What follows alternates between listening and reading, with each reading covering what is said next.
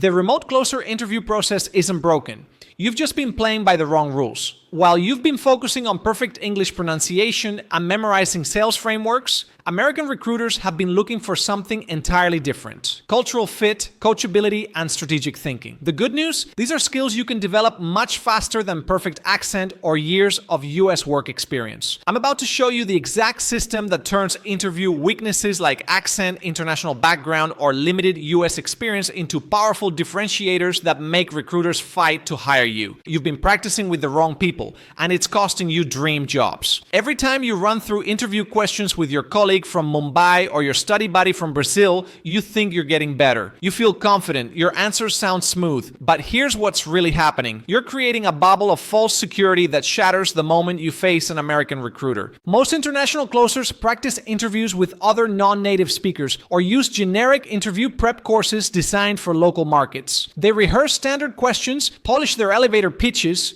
and feel ready to conquer the remote sales world. The problem is simple but devastating. You're training for the wrong game entirely. This creates a false sense of confidence because you're not exposing your real weaknesses. When you practice with someone who learned English the same way you did, they miss the same cultural cues you miss. They don't catch the subtle communication errors that make American recruiters uncomfortable. It's like learning to drive by only practicing with other new drivers. You're all making the same mistakes without realizing it. Your practice partner from India might think your response about following up persistently sounds professional and determined. They understand your cultural context where persistence shows respect and dedication. But to an American recruiter, that same phrase triggers red flags about boundary issues and potential harassment of prospects. The tonal difference between persistent and pushy is something non-native speakers often miss completely. Here's a specific example that happens constantly. You say, "I am very much interested in this position," during a mock interview. Your practice partner nods approvingly because grammatically it's perfect. But American recruiters hear this phrasing as overly formal and robotic. They expect, "I'm really excited about this role," or "this position is exactly what I'm looking for." The difference seems minor, but it signals whether you understand how Americans actually communicate in professional settings. Different English-speaking cultures have completely different interview expectations that generic prep materials never address. British interviews value understatement and modesty. Saying you're quite good at something is actually strong praise. Australian interviews are more casual and conversational, but American interviews, especially for remote closer roles, demand confident self-promotion and specific achievement stories. When you practice with someone from a different English-speaking background, you're learning the wrong cultural script. Let me give you another example. In many cultures, admitting you don't know something shows humility and honesty. So when asked about a sales technique you haven't used, you might say, "I haven't had experience with that approach yet, but I'm eager to learn." Your non-American practice partner thinks this sounds thoughtful and coachable, but American sales managers want to hear, "I haven't used that specific technique, but here's how I've achieved similar results with this approach instead." The difference is subtle but critical. Americans want problem-solving confidence, not learning admissions. AI tools and generic prep courses miss the human element of cultural fit entirely. They can help you avoid grammatical errors and suggest better word choices,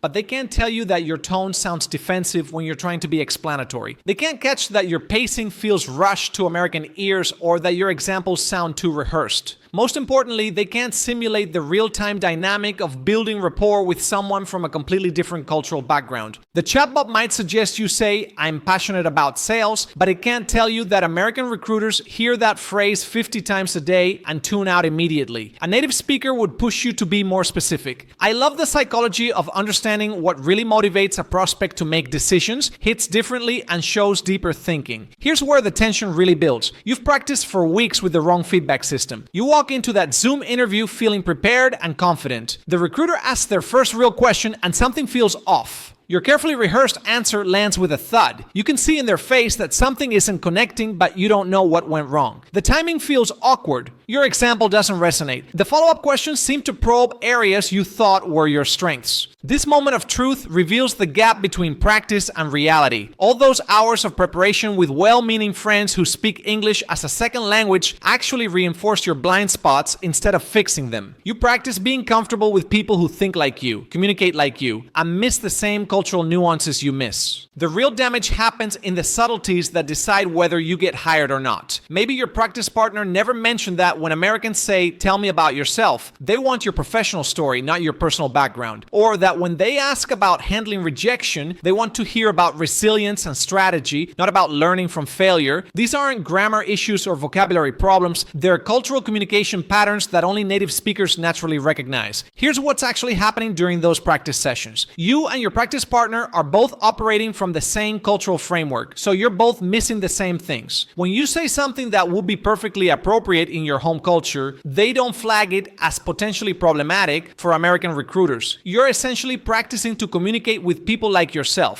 not with the people who will actually decide your career fate. The brutal truth is that practicing with other non-native speakers actually hurts your interview performance because you need native feedback to identify blind spots. You can't fix problems you don't know exist, and you can't know what sounds off to American ears unless someone with American ears tells you. Every practice session with the wrong partner reinforces bad habits and builds false confidence that crumbles under real interview pressure. This realization changes everything about how you should prepare, because now you understand what native recruiters actually hear when you speak. Your accent isn't the problem. Your shame about it is destroying your confidence. I see this happen constantly with international remote closers who have everything else figured out. They know the sales frameworks, they understand objection handling, they can calculate commission structures in their sleep. But the moment they hop on an interview call, they start speaking like they're reading from a teleprompter, trying to sound as American as possible. International candidates often try to hide or minimize their accents during interviews because they think it makes them sound unprofessional or hard to understand. They speak slower than normal, overpronounce certain words, or avoid using phrases that might highlight their background. Some even practice with American accent training videos, trying to flatten out the natural rhythm and intonation that makes their speech unique. This creates an inauthentic presentation that makes recruiters question your confidence more than your accent ever could. When you're focused on hiding who you are, you're not focused on showing what you can do. Your energy gets diverted from showcasing your sales skills into micromanaging every syllable. Recruiters can sense this immediately. You sound robotic, rehearsed, and frankly, less intelligent than you actually are. Here's what most people don't realize about American hiring managers, especially in remote sales. They work with international teams constantly. They've heard every accent imaginable, and they care way more about results than pronunciation. The successful international closers I know don't hide their accents. They leverage them strategically as conversation starters and differentiators. Take Maria from Colombia, who closes high-ticket coaching deals. She opens every call by saying, "I know my accent might catch your attention, so let me tell you why that's actually great news for you." Then she explains how her bilingual skills helped her close a deal with a client's Spanish-speaking business partner that 3 other salespeople couldn't reach. Her accent becomes proof of her value, not something to apologize for. Or consider Raj from Mumbai, who sells software to Fortune 500 companies. Instead of trying to sound like he's from Ohio, he leans into his background. When prospects mention global expansion, he naturally shares examples of how he's helped other companies navigate international markets. His accent signals global expertise and cultural intelligence, exactly what modern businesses need. Accents can signal valuable traits like global perspective and resilience that domestic candidates simply can't offer. When you've learned English as a second language and succeeded in international business, you've demonstrated cognitive flexibility, cultural adaptability, and determination. These are premium skills in today's global economy, but only if you present them as advantages rather than hiding them as weaknesses. Let me show you the difference between accent anxiety and accent confidence in action. Anxious candidate gets asked about handling difficult clients and responds in slow, careful English. I have experience with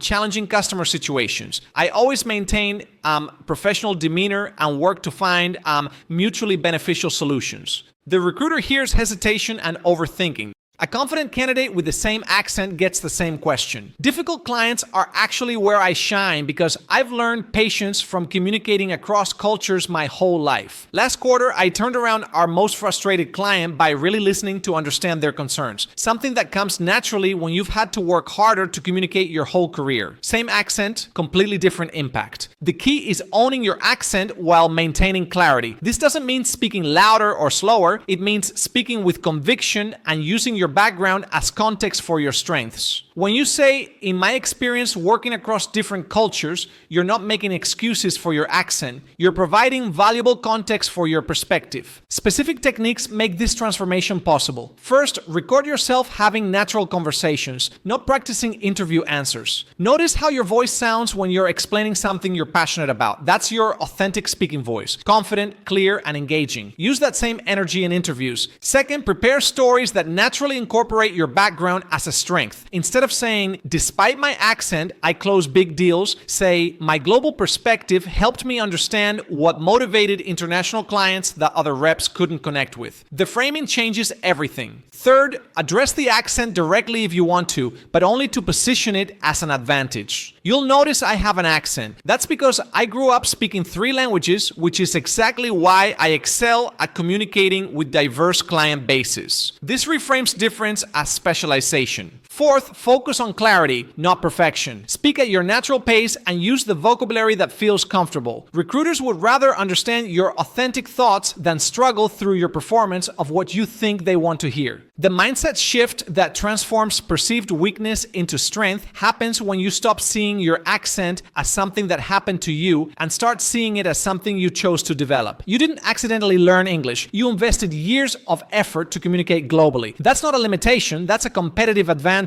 in a global marketplace. Here's what changes when you make this shift. Your shoulders relax, your voice finds its natural rhythm. You stop monitoring every word and start connecting with the person across from you. Recruiters notice this immediately because authenticity is magnetic, especially in sales roles where trust and rapport determine success. The brutal truth is that authenticity beats perfection every single time in sales interviews. Recruiters can spot fake confidence from a mile away, but they're drawn to genuine expertise and real stories. Your accent is part of your story, and your story is what differentiates you from every other candidate they'll see this week. This confidence shift affects every aspect of how you handle unexpected situations during interviews. There are interview killers hiding in your responses that only native speakers can spot. You walk out of interviews thinking you nailed every question, your technical knowledge was solid, your examples were relevant, and your enthusiasm came through clearly, but the rejection email arrives anyway, leaving you confused about what went wrong. The problem isn't your qualifications or your English skills. It's the invisible communication gaps that create doubt in recruiters' minds without you ever knowing why. International candidates often have perfect technical answers but miss subtle communication errors that native speakers catch immediately. You know your sales frameworks inside and out. You can explain consultative selling, objection handling, and closing techniques with precision. But when you say, I am very much passionate about helping clients achieve their goals, something feels off to American ears. The phrasing is grammatically correct but sounds robotic and over-formal. Native speakers naturally say, I love helping clients hit their targets, or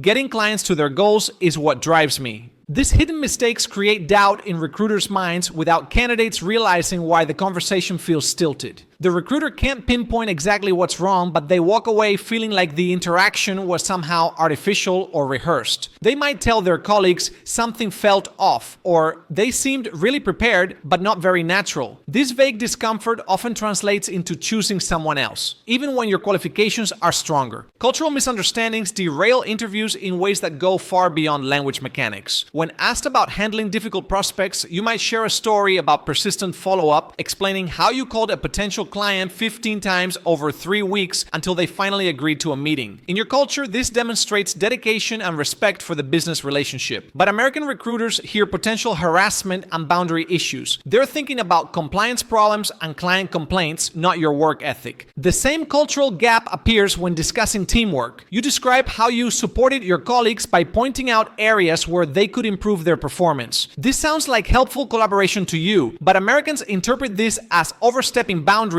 and lacking social awareness. They expect teamwork stories about sharing credit, covering for others during busy periods, or contributing your unique skills to group projects. Tone, pacing, and word choice carry different meanings to native speakers that can completely change your message. When you speak more slowly and deliberately to ensure clarity, Americans often interpret this as lack of confidence or uncertainty about your answers. When you use formal vocabulary to sound professional, they hear stiffness and inability to build rapport. When you pause to translate thoughts from your native language, they perceive hesitation rather than thoughtfulness. Here's a specific example of how pacing creates problems. You get asked, "What's your biggest professional weakness?" You pause for 3 seconds to organize your thoughts, then respond carefully. I would say that sometimes I focus too much on perfection in my work, which can slow down my initial progress on projects. The pause signals uncertainty to American ears, and the formal structure sounds like you're reciting a memorized answer rather than sharing authentic self-reflection. Word choice reveals cultural disconnects constantly. You might describe yourself as quite confident in your abilities, using British influence modesty, but American sales managers want to hear "I'm extremely confident" or "I know I can deliver results." The word "quite" undermines your message in American business culture, even though it strengthens it in other English-speaking countries. Similarly, saying you aim to exceed targets sounds less committed than "I will crush those numbers." Common scenarios reveal where international candidates unknowingly sound pushy or passive to American recruiters. When discussing salary expectations, you might say, "I would be grateful for any competitive offer you feel is appropriate." This sounds humble and flexible to you, but Americans hear someone who doesn't value their own worth or understand market rates. They expect responses like, "Based on my research and experience, I'm looking for something in the 80 to 90,000 range, but I'm open to discussion based on the total package." The opposite problem happens when you try to demonstrate confidence but cross into pushiness. You might say, "I guarantee I will be your top performer within 6 months," thinking this shows ambition. American recruiters hear unrealistic promises and potential attitude problems. They prefer confidence grounded in specific examples. "In my last role, I went from bottom performer to top 3 within my first year by focusing on understanding client psychology and refining my discovery process." Native roleplay partners catch these nuances immediately because they instinctively know what sounds natural versus forced. They notice when your emphasis falls on the wrong syllables, making statements sound like questions. They catch when your examples feel too polished, like you're presenting rather than conversing. They spot moments when your cultural background creates communication static that interferes with your actual message. A native speaker stops you mid-sentence when you say, "I have been working in sales for the past 5 years and have achieved consistent success." They explain that the present perfect tense makes you sound like you're still figuring things out, while "I've spent 5 years in sales and consistently hit my targets" sounds more established and confident. These tiny adjustments compound into dramatically different impressions. The tension builds when you realize how many opportunities may have been lost to these blind spots. Every interview where you felt good about your performance but got rejected anyway. Every time feedback was vague or non-existent, leaving you wondering what went wrong. Every recruiter who seemed engaged during the call but never followed up. These weren't coincidences or bad luck. They were systematic communication gaps that only native feedback could have identified and fixed. The specific roleplay scenarios that expose weaknesses only native speakers can identify focus on cultural context rather than grammar perfection. Mock interviews about handling rejection, discussing compensation, explaining job changes, or describing leadership style reveal the subtle communication patterns that determine whether recruiters see you as a cultural fit. The way you frame challenges, express ambition, or demonstrate empathy carries cultural weight that transcends vocabulary and syntax. This awareness completely changes how you prepare for the unexpected moments that define every real interview. The question you didn't prepare for just landed, and your mind goes blank in your second language. The recruiter asks something completely off script like, "Tell me about a time you had to sell someone who absolutely didn't want to buy." You know you have great examples, but suddenly your brain feels like it's running through mud. You're translating the question, searching for the right vocabulary, and trying to structure a coherent response all at the same time. Meanwhile, the silence stretches longer and the recruiter starts looking concerned. International candidates often over-prepare scripted answers but struggle with unexpected questions because they've trained for predictability, not adaptability. You've memorized perfect responses to "What's your greatest strength?" and "Why do you want this job?" You can recite your elevator pitch flawlessly and explain your sales process with confidence. But the moment someone asks, "How would you sell ice to someone living in Antarctica?" your carefully constructed preparation system falls apart. This creates panic moments where language barriers amplify normal interview stress in ways that domestic candidates never experience. Your brain has limited processing power, and when you're operating in a second language, that capacity gets divided between understanding, translating, formulating, and articulating. Add interview pressure to this cognitive load, and even simple questions become mental obstacles. The stress hormones that interviews naturally trigger make language processing even harder, creating a downward spiral where panic feeds more panic. Here's what's happening in your brain during these moments. The interviewer asks an unexpected question, and you need to simultaneously decode their meaning, access your memory for relevant experiences, organize those thoughts into a logical structure, translate that structure into English, and deliver it with confidence. Each step requires mental resources, and when you're stressed, those resources become scarce. The result is exactly what you've experienced: blanking out or giving disjointed answers that don't reflect your actual abilities. But you can turn this processing time into an advantage with specific techniques for buying time and organizing thoughts under pressure. The key is having ready-to-go phrases that give you breathing room without making you sound unprepared. When you say, "That's a really interesting question, let me think about that for a moment," you're not stalling, you're demonstrating thoughtfulness. The recruiter interprets this pause as careful consideration, not language struggle. Power phrases help bridge language gaps during difficult moments by giving your brain time to catch up. Try, "That's an excellent point, and it reminds me of a situation where," or "I'm glad you asked that because it connects to something important I learned recently." These transitions create space for you to process while maintaining conversational flow. They also signal to the interviewer that you're engaging with their questions seriously, not scrambling for any answer.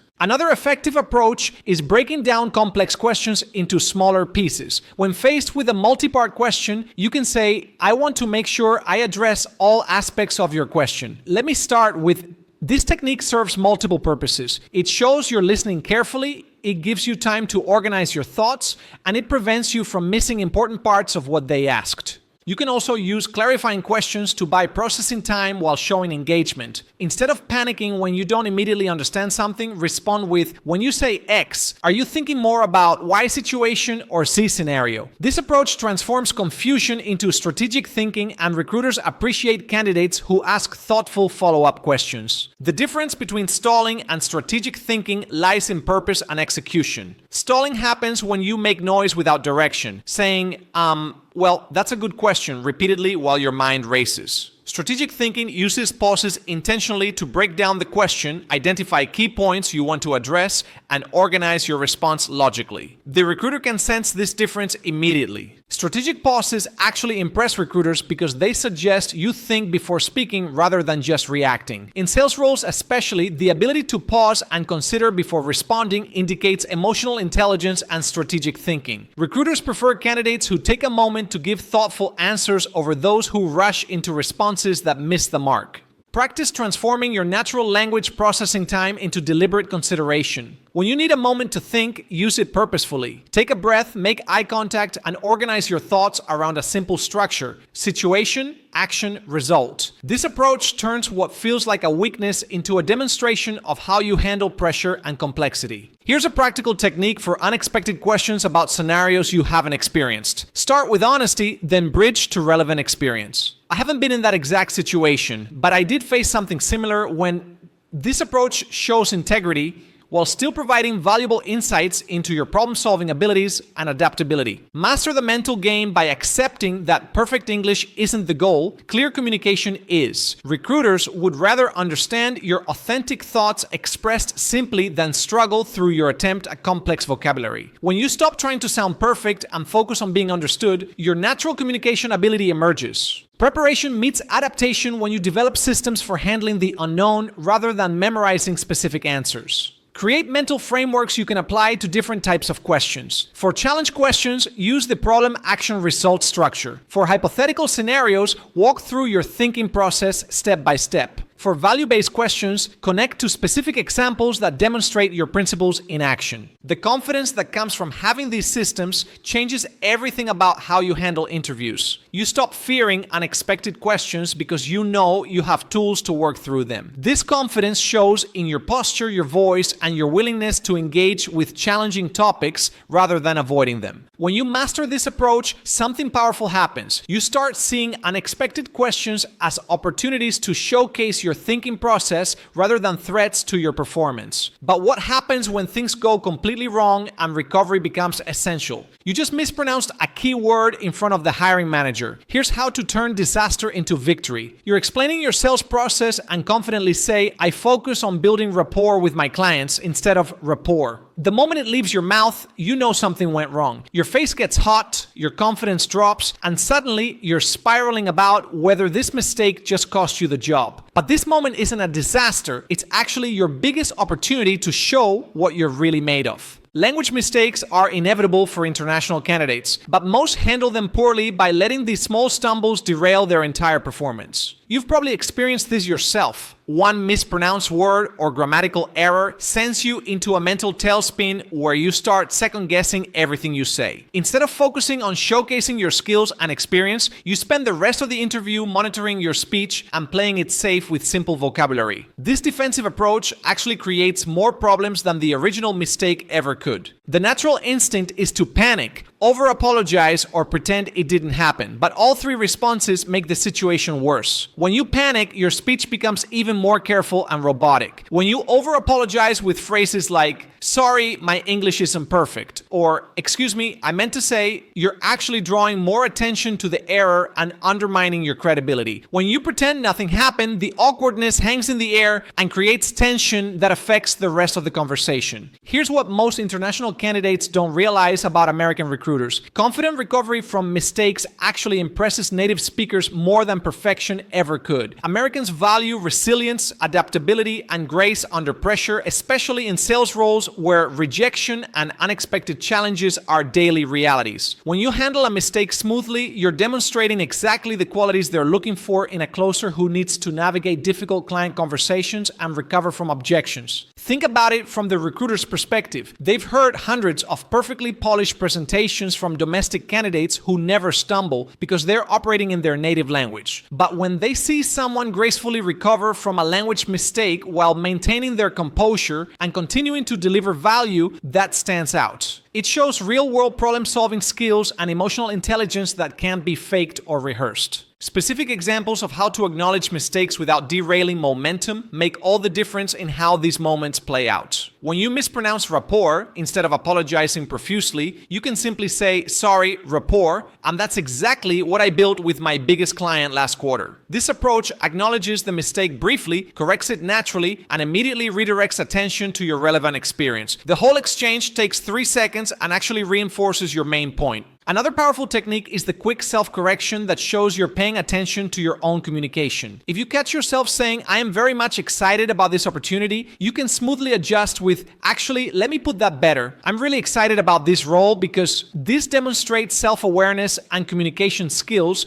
rather than highlighting a language barrier. The power of humor and self-awareness in turning stumbles into connection points can't be overstated when used appropriately. A brief light comment like, let me try that again in proper English, with a small smile can actually humanize you and create rapport with the interviewer. This approach works because it shows confidence, self-awareness, and the ability to not take yourself too seriously, all attractive qualities in sales professionals. You can also use these moments to subtly reinforce your international background as an asset. When you stumble over a technical term, you might say, sorry, sometimes my brain switches between languages when I get excited about process optimization. This frames your multilingual thinking as a cognitive advantage rather than a communication barrier, while showing passion for the subject matter. Recruiters respect candidates who can recover gracefully under pressure because sales involves constant pressure situations where quick recovery determines success or failure. When a prospect raises an unexpected objection or challenges your pricing, you need to respond smoothly without getting rattled. The ability to handle a language stumble during an interview gives recruiters confidence that you can handle client pushback during real sales conversations. The critical seconds after a mistake, when everything hangs in the balance, are where your response determines whether this becomes a minor blip or a major distraction. The key is to keep your energy up and your focus forward. Don't let your voice drop or your posture change. Maintain eye contact, make the quick correction, and continue with the same enthusiasm you had before the mistake. Your nonverbal communication during these moments matters more than the words you use to recover. Here's a practical framework for those crucial recovery seconds. First, acknowledge quickly without dwelling. Let me rephrase that. Or, actually I meant. Second, make the correction clearly and confidently. Third,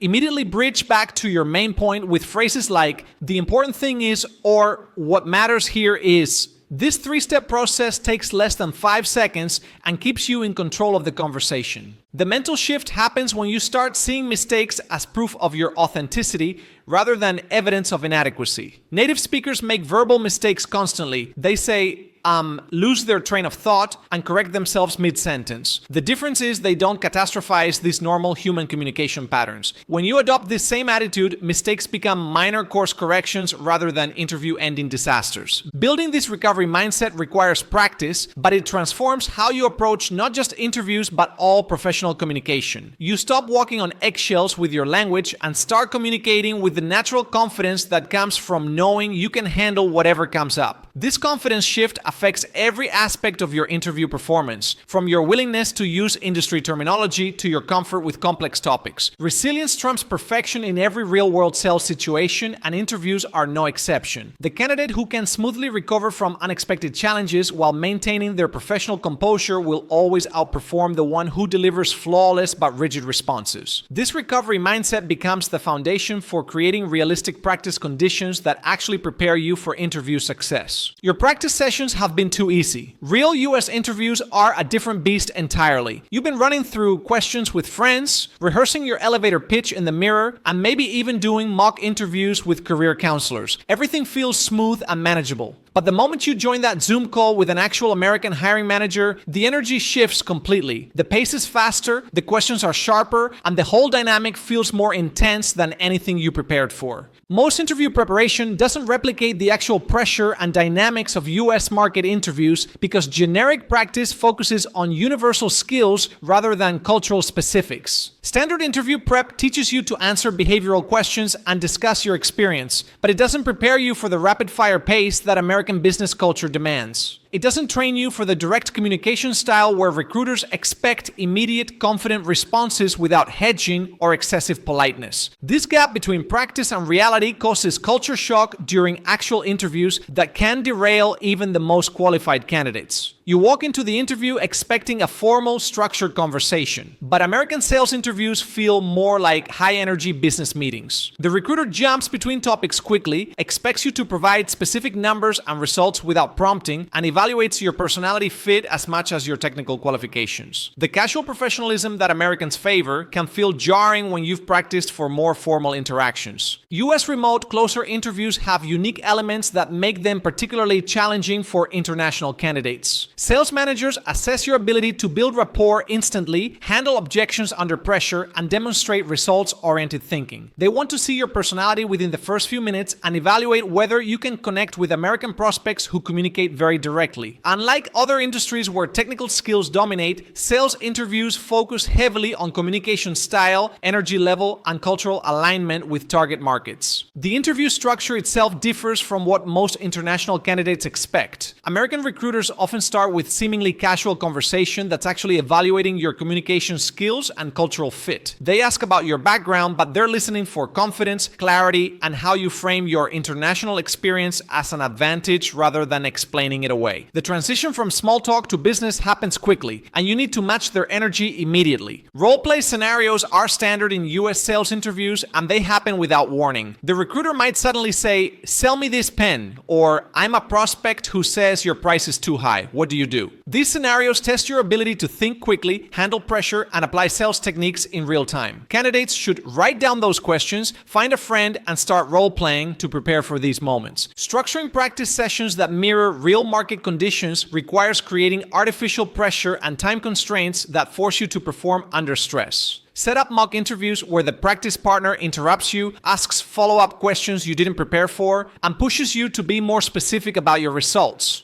Use video calls exclusively because remote interviews have different energy than in-person conversations. The slight delay, technical issues, and screen-based interaction all affect how you communicate and connect. Time your responses during practice because American interviews move fast. When asked about your biggest achievement, you have maybe 90 seconds to tell a compelling story with specific numbers before they move to the next question. Practice being brief because American business culture values efficiency and respects people's time. Long-winded explanations that might show thoroughness in other cultures can signal poor communication skills in American interviews. Different personality types and communication styles among American recruiters require practicing with various approaches. Some hiring managers are high energy and interrupt frequently, others are more analytical and probe for details, and some focus heavily on cultural fit through casual conversation. Your practice partners should simulate these different styles because the recruiter's personality significantly affects interview dynamics. What works with a relationship-focused manager might fail completely with a results-driven, numbers-focused leader.